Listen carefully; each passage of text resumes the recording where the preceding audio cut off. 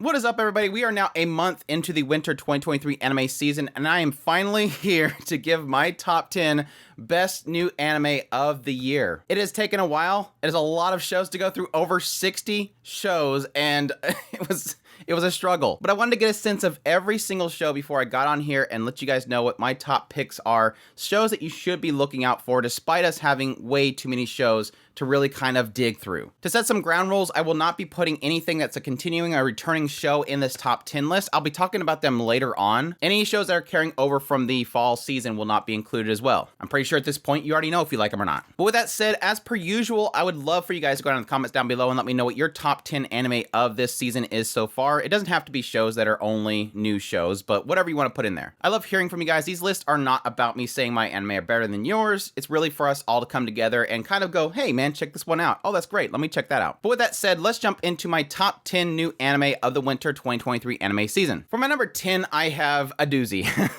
I have a show that I honestly am really loving, but at the same time really frustrated with, and that is The Fire Hunter. This is a series that honestly looks absolutely amazing at some points, but woof at other points. It's really a show that I think Signal MD, the studio that's working on, is trying to be artistic with it, but at a lot of the points that it goes through, it just looks rough. But at its core is a story that I'm really fascinated by. A world that they built that almost feels like it's real. They've done a great job of really establishing all the different villages in this world that's kind of been overtaken by these fiery monsters. And at its core, it's a post-apocalyptic world where people are trying to struggle with the aspect that a mere spark, any flame whatsoever, can essentially combust somebody. So they're really struggling to kind of rebuild civilization. And it's two perspectives, one being from Toko, who's from this small village, who's trying to take the remains and the equipment from this fire hunter all the way back to the capital. And then you have this Koshi guy who's essentially trying to figure out some sort of resource in order for them to kind of come out from underneath the controls of the government. And like I said, everything about this show so far, besides the animation and some rough spots around the writing,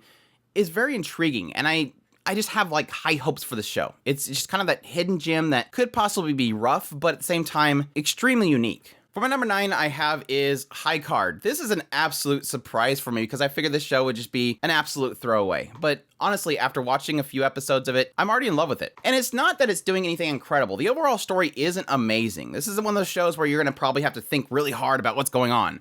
No, it's just a dumb, fun action show. And 2 of 3 of the episodes really did something that I honestly think every action show should do. Create chaos in multiple stages of an action scene. And that's what High Card does. Just constantly shifts things through the different abilities that these people have. There's 52 playing cards in this world, and each one of them gives an ability to people. Luck, sharpshooting, flames, the ability to turn money into anything of equal value, the ability to turn anything you touch into marbles. It's just got that chaos element in there, and so far they've done pretty well utilizing that. And it has a nice chemistry to go with it. Like I said, it's a fun action show. I'm enjoying it so far, and I cannot wait for more. For number 8, I have is Buddy Daddies.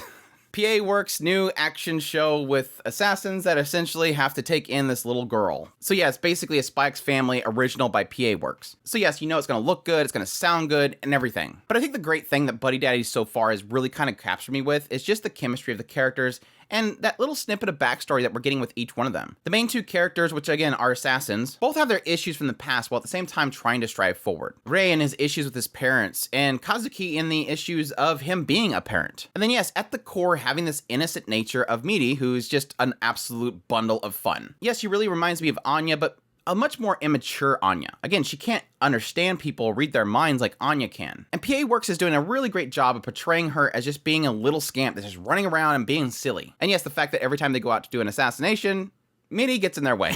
Just pops up out of nowhere, knocking at the door of the assassin target and asking to use the restroom because she was supposed to stay in the truck. It's a lot of fun so far, and I cannot wait for more of it. For my number 7 is a recent surprise for me. One of the last shows that I checked out for the winter 2023 anime season, and that is The Tale of Outcasts. This follows an orphan Wisteria, and at some point, this demon comes across her, and she's able to see the demon. And over time, they form a bond. This demon, Marbus, visits her on a regular basis and tells her the stories of his travels. Well, at the same time, you see that Marbus likes the company of Wisteria. Well, at some point, she gets sold off. He ends up going to protect her, which is a bad thing for demons to do.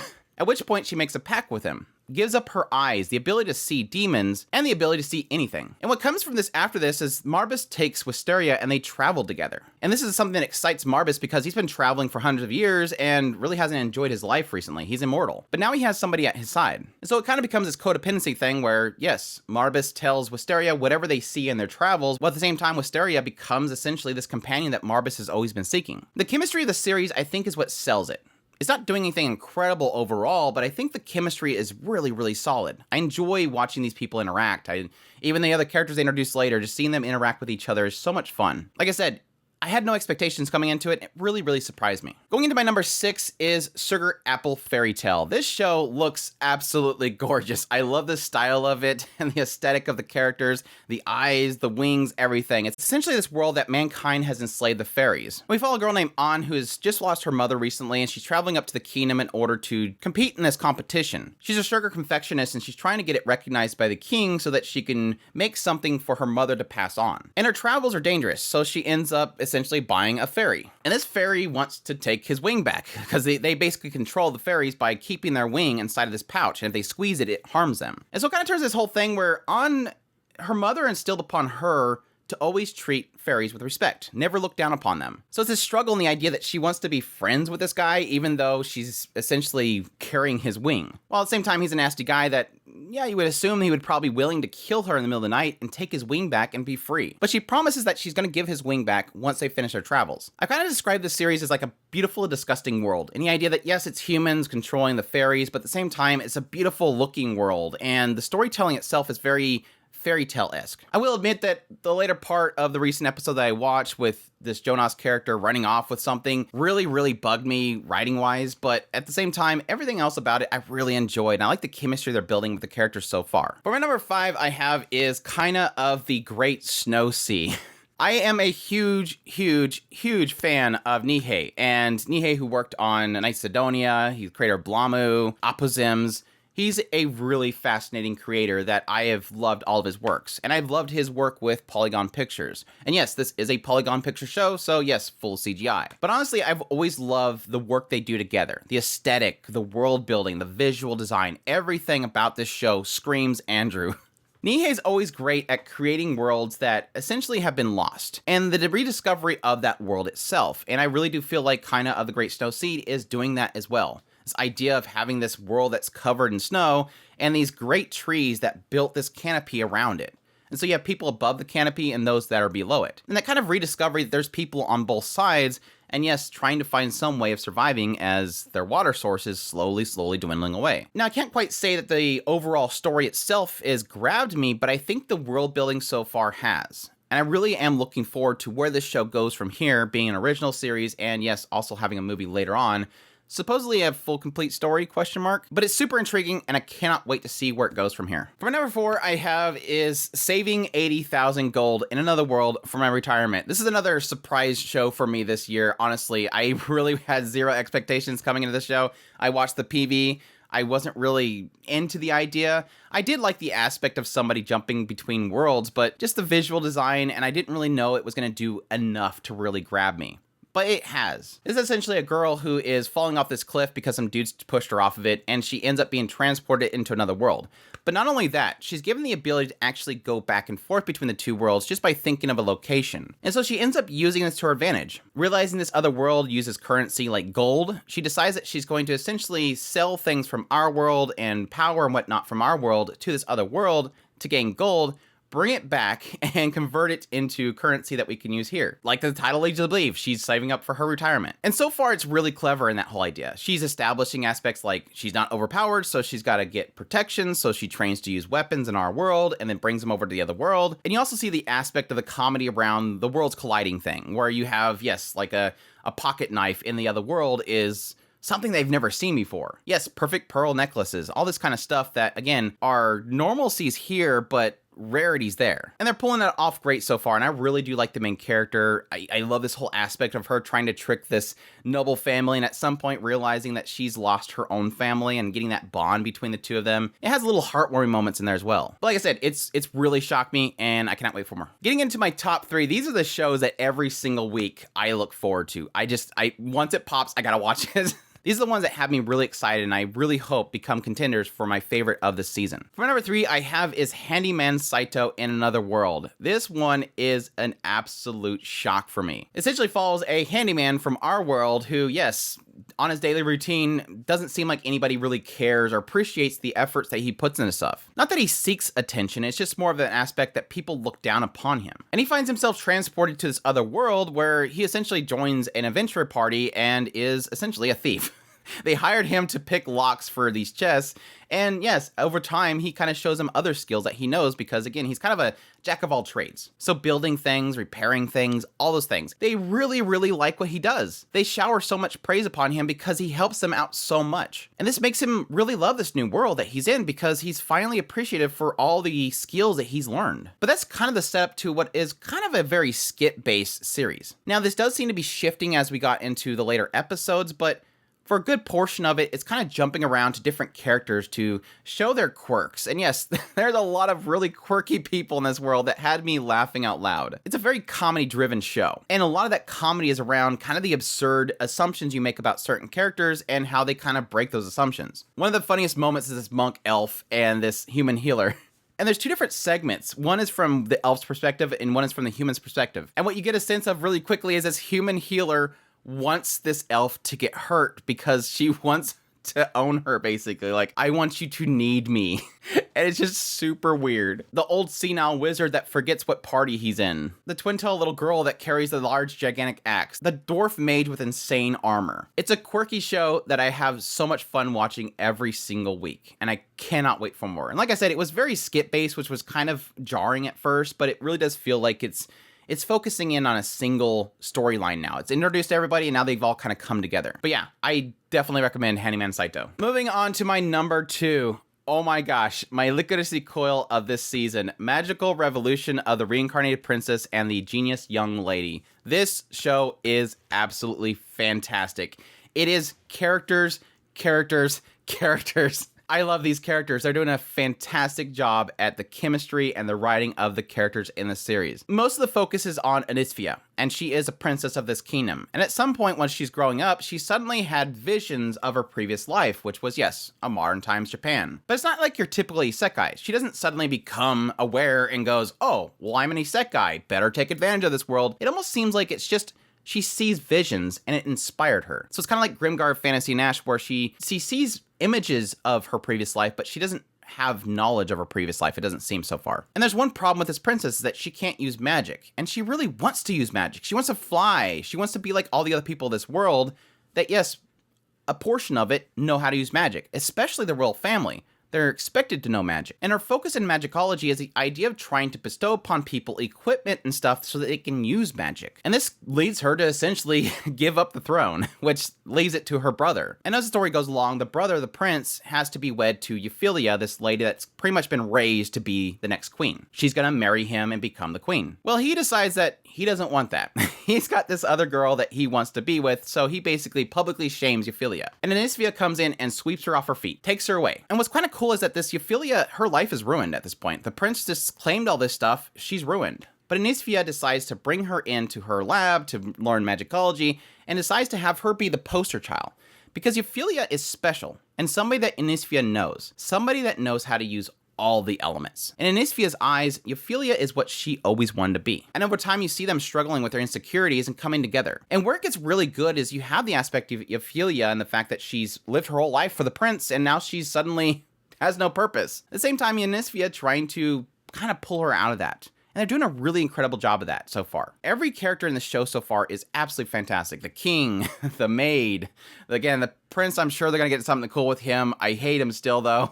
But especially Anisfia and Euphyllia. The character writing is so fantastic. And like I said, it reminds me so much of Licorice Coil, that chemistry between the two of them. Somebody who's stuck in their ways and somebody who's trying to show them you can find a new way. I cannot wait for more. I love it. And that comes down to my number 1 anime of the winter 2023 anime season so far. And that is, without a doubt, no competition, Onimai, I'm Now Your Sister. Yes, I absolutely love this show so much. I am a huge fan of Studio Bind, and their work with Mushoku Tensei Jobless Reincarnation. And even though they're doing this cute little comedy, they are nailing it. The character expressions, the animations, the movements, everything that makes these characters come to life, I absolutely love it. And that's not to get me started on a concept that honestly really does bring up a lot of question marks, but at the same time, for some reason, they're just nailing it. And the studio itself is really kind of expanding this manga that's kind of short. The segments are kind of short. They're really breathing life into these segments and really expanding it and kind of transcending what the manga was. Like I said, it's a concept that's kind of questionable. It opens up with its child genius sister, Mihari. And at some point, she drugs her brother, who's a NEET, Mahiro, and turns him into a little girl. And what kind of follows this is Mahiro essentially having to learn what it's like to be a girl and essentially come out of his shell. It's already kind of hinting at this idea that Mihari is just trying to fix her deadbeat brother NEET, bring him out of his shell and kind of show him other things in the world. And yes, I've already seen plenty of people that don't like this concept. They think it's like really mean, but so far it's been really heartwarming and really cute. Yes, it's trying to fix this deadbeat NEET brother by kind of showing him other things, but it's also this aspect of you seeing at some point that the sister's kind of missed her brother. She's always looked up to her brother, and she's trying to basically save his life. And yes, the fun and the cuteness of this series comes from the fact that this guy essentially learning what it is to be a girl. And yes, all the trappings that come from it. Cleaning up his life, having to take care of himself better. Learning about, yes, many of the very difficult aspects of being a girl, including, yes, the time of the month. But at the same time, there's a lot of comedy around the idea that he kind of catches himself, not just physically turning into a girl, but mentally as well. His change in taste in a lot of things. I mean, there's a whole segment where he goes to play a BL game just to kind of get his mind off of all of his eroge stuff, and he starts to like it. But the thing that really surprised me is I came into the show expecting it's just going to be a gender bend comedy show, and honestly, I've yet to really run into many gender bend comedy shows that really do it well. This one has heart, and that's what surprises me. Every moment that I see these two siblings come together, it's heartwarming. And every character they introduce is fantastic. Kaide was absolutely fantastic. This Gyaru that I thought was just going to be like just overly pushy ends up being like the big sister that you just want to hug. It looks fantastic. It has a fantastic style. The animation's amazing. The character writing is great. The character moments are fantastic. I love every single moment of this show. I cannot wait for it every single week. Studio Bind knocking out of the park again, taking something and really transcending it from its original source material, making it an anime, and I cannot suggest it enough. And that's it. That is my top 10 new anime of the winter 2023 anime season so far. For my honorable mentions, I have Tsundere Villainous, Lisa Latte. I think it's still fantastic. It's one of those shows where I almost feel like it might start getting repetitive. Tomo-chan is a girl. I really only like it because of one character, but I still enjoy it. And Cooking in Another World was actually a huge surprise to me as well. I did want to put Nier on my list, but we don't even know if it's ever going to continue or when it's going to continue, so that kind of got knocked off the list. And yes, for the continuing series, I am absolutely loving Danmachi Season 4 Part 2. My gosh, this season it keeps getting better. Like, this is the Danmachi that I've always wanted, and they're giving it to me in Season 4. The sense of dread that's happening in that series right now is just gut punching me. Vinland Saga Season 2, I'm still enjoying it. I really do feel like so far with these first few episodes, it almost feels as like they're kind of dragging out scenes a bit too much. Not that the conversations and stuff are stuff I don't like. It's just a lot of they're setting the atmosphere, but they're setting it too long. Like, they're prolonging a lot of shots. But I'm still really enjoying it, and this recent episode was really fantastic. Trigun Stampede, while it's not going by the original anime, I'm still really liking it. I'm liking this new direction. I'm hopeful for it. I'm hopeful for it. Yes, I don't like it CGI, but it's fine. I'm not that bothered by CGI. As you see, Kaina's in my list. Image and Shadow is getting a lot better. Still enjoying that series. Looking forward to seeing how that one concludes here in like a couple weeks, actually. And finally, yes, To Your Eternity. I am behind on that show, but I'm still watching it. I've essentially put it off to the side with the new season starting, and everybody's chirping about it. I'm like, hold on, I'll get back to it. Just let me get done with my first impressions. But yes, that's it. I hope you guys enjoyed this video as always. If you did, make sure to hit that like button down below. Comment. Let me know what's your favorite top 10 anime, or 5 if you could do 5. I know that most people are like, I can only do like 3 or 5. That's fine. That's why I'm here, to tell you if you're missing something. That's my job, is to suffer through 66 shows to tell you what to actually watch. I will admit, this season, with that plethora of shows, there's a lot of shows that I'm just like, this isn't happening. Like, if I'm going to cover all these other shows, you're not doing nothing. These shows right here dump. Like, this is one of those seasons where if you can, just throw some out. But I'll try to keep an eye on every single show this season. It is going to be a huge struggle, but we'll see how things go. But definitely for this list that I've just given, these are the shows that I have to hit every single week. But that's a great segue into me telling you that if you're new here, make sure to hit that subscribe button so you get all my content. I do news, reviews, first impressions, top list. If it's anime, it's pretty much here. Additionally, if you like my content and you want to support the channel more, we have a Patreon link, a tips link, super thanks, and a membership button down below. I greatly appreciate everybody that supports the channel, and y'all take care.